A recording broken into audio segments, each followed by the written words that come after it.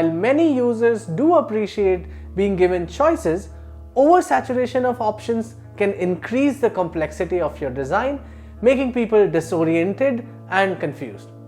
This is why designers would sometimes use progressive disclosure on apps to ease such a burden.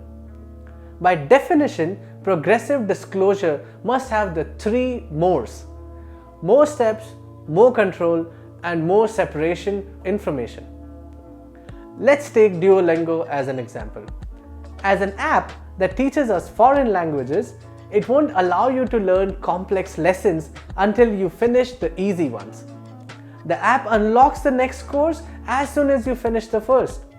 When assessing your progress, the app takes a guided approach to take you through different sets of questions and tests.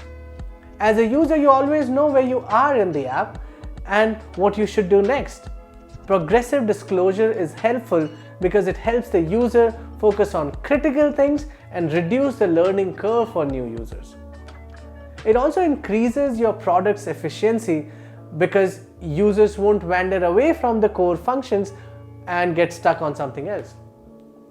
I hope this tip was helpful. Don't forget to visit our website at void.com. This is San. You were watching UX Tips at Void. See you in the next one.